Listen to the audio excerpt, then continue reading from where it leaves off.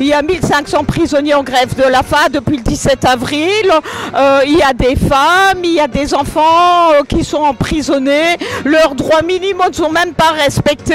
Israël prétend que c'est une démocratie, mais une démocratie devrait représenter au moins respecter les droits des prisonniers, respecte même pas les droits des prisonniers.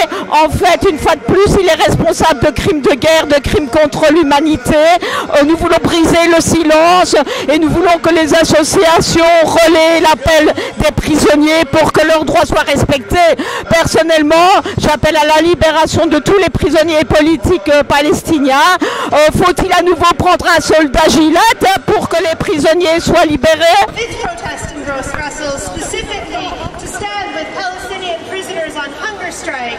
Of course, as we are here today, this is the 26th day of hunger strike for over 1,500 Palestinian prisoners who launched their strike on 17th April, Palestinian Prisoners' Day.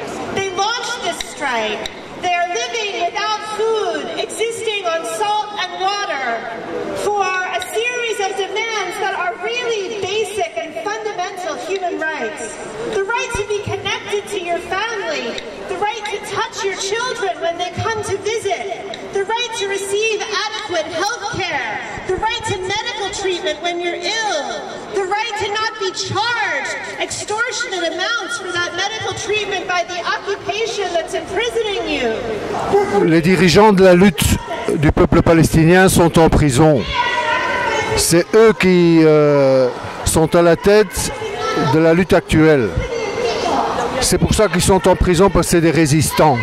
Ce ne sont pas des terroristes, mais ils ont mené la résistance armée ou autre, qui est tout à fait légitime et qui a été reconnue par la communauté internationale.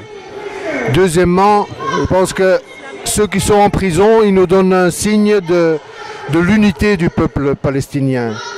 C'est les seuls qui arrivent à faire l'unité entre le Fatah, entre le Front populaire pour la libération de la Palestine, la Hamas, le djihad islamique. Ils nous donnent un signal très fort de l'unité qui pour l'instant n'est possible qu'au sein des prisons. Et leur manifeste, leur attitude, leur combat, c'est ça qui doit nous inspirer pour continuer le combat pour la libération de la Palestine.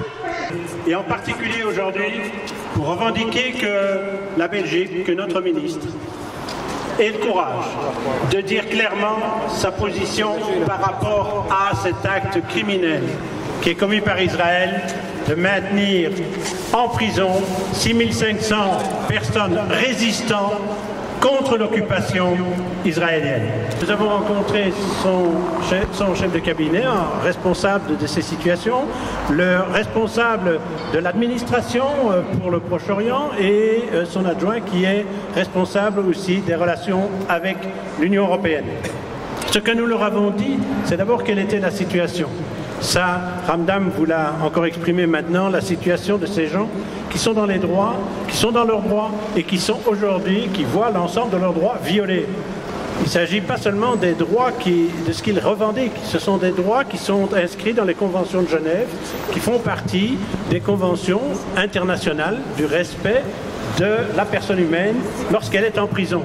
Or, ce sont ces droits-là qui sont complètement violés. En tant que société civile, nous avons une responsabilité, c'est celle de faire en sorte que les pays européens, le nôtre en particulier, réagissent. Qu'il ne suffit pas de dire que le gouvernement israélien est autiste, tout le monde le sait, que c'est un gouvernement d'extrême droite, tout le monde le sait, que c'est un gouvernement qui a pris des mesures qui étaient infamantes vis-à-vis des prisonniers, tout le monde le sait. Il faut aujourd'hui qu'il y ait une réaction internationale. Il s'agit d'une question de droits fondamentaux et c'est ce que nous avons rappelé aux responsables du cabinet du ministère des Affaires étrangères et de l'administration, c'est que les revendications des prisonniers palestiniens, ce sont des droits élémentaires que chaque détenu doit se voir garantir dans un État démocratique ou qui se dit démocratique. L'argument du gouvernement israélien qu'on nous a répété ici, de dire « oui, mais il s'agit de personnes détenues, condamnées ». Oui, et alors, une personne condamnée, quand on voit les revendications ne sont pas incompatibles avec le statut de personne condamnée, quel que soit le crime ou le délit pour lequel on est condamné.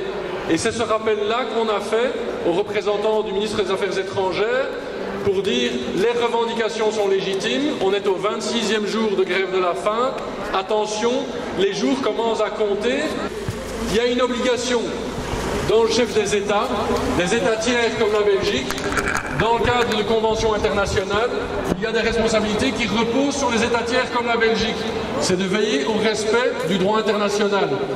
La société civile palestinienne, les ONG palestiniennes ont fait un appel solennel à la communauté internationale pour réagir, pour nous réveiller. Et c'est ce que nous faisons, société civile belge, en étant devant notre ministère des Affaires étrangères. Et c'est ce que nous avons demandé au ministre des Affaires étrangères de faire également.